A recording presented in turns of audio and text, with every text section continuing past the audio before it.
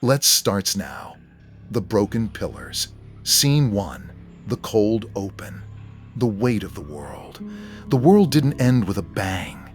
It ended with the sound of a heartbeat slowing down. High above the ruined streets of the town, the moon hung like a silent witness to a massacre. Tanjiro Kamado's vision was blurring. The transparent world he had entered was no longer a gift. It was becoming a curse. Every muscle in his body was screaming, tearing under the sheer pressure of the Hinokami Kagura's 13th form.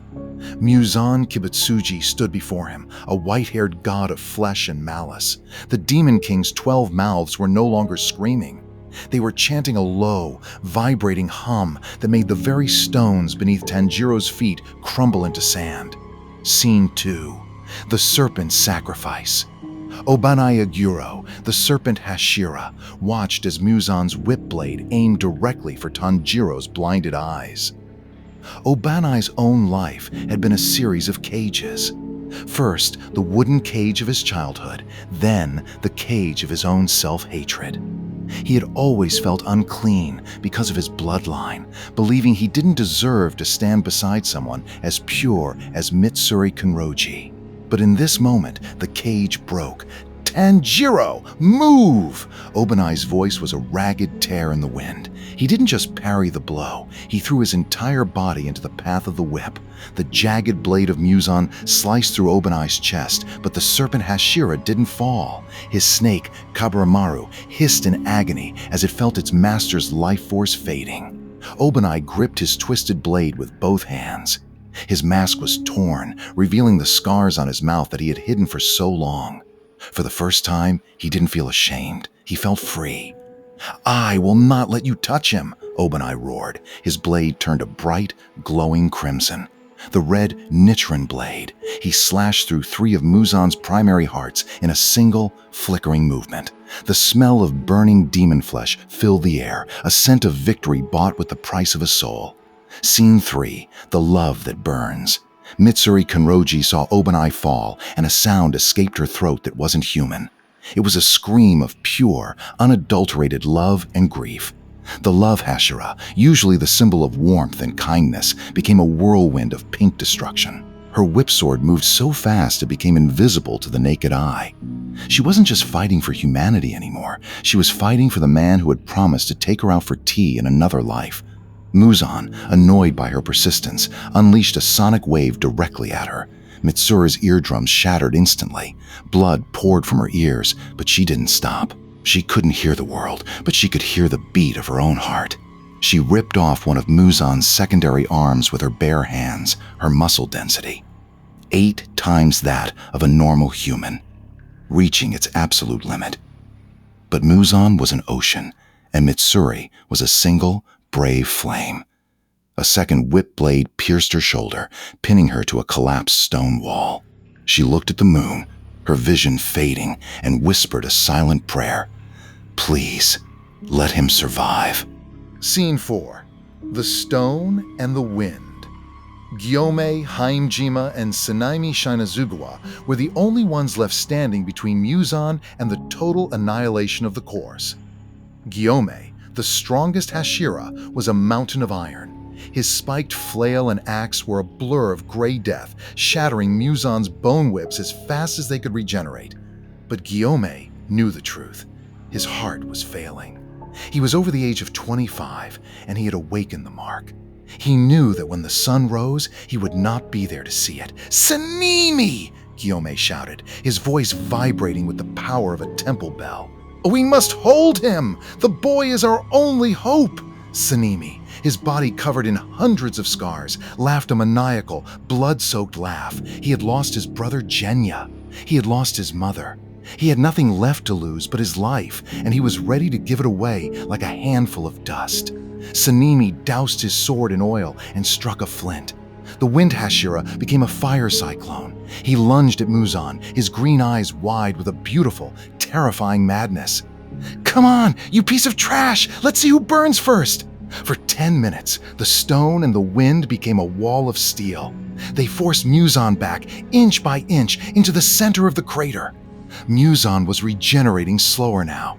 Tamayo's poison was working. His cells were fighting each other. He was losing his grip on his own godhood. Scene 5, the 13th form, the endless dance. In the center of the storm, Tanjiro Kamado began the dance again. This wasn't the Hinokami Kagura of the entertainment district or the swordsmith village. This was the 13th form, a perfect, continuous loop of all 12 forms, repeated until the sun rises. Tanjiro's body was no longer his own. He was a vessel for the sun itself. With every rotation, his blade grew hotter. The charcoal black steel turned a brilliant sun god orange. He moved like a ghost, his feet barely touching the blood-soaked ground. Form 1, dance! Form 2, clear blue sky! Form 3, raging sun! He was repeating the patterns that Yoriichi Tsujakuni had performed 4 centuries ago. Muzan looked at Tanjiro and didn't see a boy. He saw a specter from his past. He saw the only man who had ever made him crawl in the dirt. "Why won't you die?" Muzan screamed, his voice cracking with a very human fear. "You are insects! You are fleeting shadows! Why do you fight for a world that will forget you in a generation?"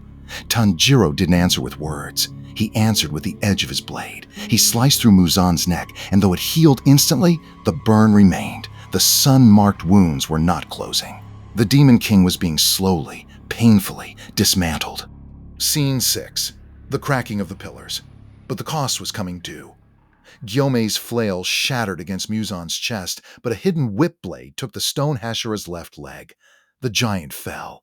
The mountain had been leveled. Sanini was thrown through 3 buildings, his ribs puncturing his lungs. He tried to stand, his sword shaking in his hand, but his body finally said, no. Gyu Tomioka, who had been fighting in the shadows, lunged forward to protect Tanjiro, but his sword snapped in half.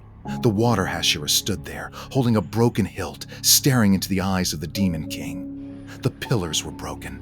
The wall was gone. Tanjiro was alone. Scene 7. The suspense. The last breath. Muzan laughed. A cold, hollow sound that echoed through the empty streets. He stepped over the fallen bodies of the Hashira, his white hair stained red with their blood. He looked at Tanjiro, who was now coughing up thick, black blood. The 13th form had reached its 99th rotation. Tanjiro needed to reach 100 to lock the loop, but his legs gave out. He fell to his knees, his sword slipping from his numb fingers. Muzan raised his hand. His claws grew into long, obsidian spikes. It's over, Tanjiro Kamado. Your sister will be mine. Your legacy will be ash, and I will rule the night forever. The spikes descended. A flash of silver light cut through the darkness. Scene 8, the happy ending. But through the pain, Tanjiro felt a warm hand on his shoulder. It wasn't a Hashira. It wasn't a soldier. In his mind, he saw his father, Tanjiro, smiling at him. He saw his mother holding a bowl of hot soup. He saw his younger siblings playing in the snow. Tanjiro, his father's voice whispered, "The sun is not a thing in the sky. The sun is the fire in your heart. Stand up for them." Tanjiro's eyes snapped open. They weren't red anymore. They were glowing with a white, celestial light. He caught Muzan's spikes with his bare, bleeding hand. The horizon in the east began to turn a soft, pale blue. The first ray of light was coming. The dawn is breaking. The price has been paid in blood and broken blades, but the fire of humanity has not been extinguished. The king of demons is trapped in the light of the morning, and the final struggle is about to begin. Will Tanjiro find the strength for one last rotation? Or will Muzan find a way to hide in the shadows of the boy's own soul? This was part 2, the broken pillars. The Hashira have given everything they had. Now it is up to the boy who carries the sun on his back. If you felt the emotion of Obanai and Mitsuri's sacrifice, please like this video and share it with someone who needs to see this epic conclusion. Make sure you are subscribed to Anime Audio Tales and that your notification bell is turned on.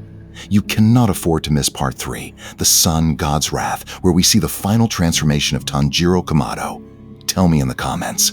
If you could save only one Hashira from this battle, who would it be and why? Your comments help us keep these stories alive. Thank you for being part of the Anime Audio Tales family. Stay strong, Slayers. The sun is almost here. See you in part 3. End of Episode 2.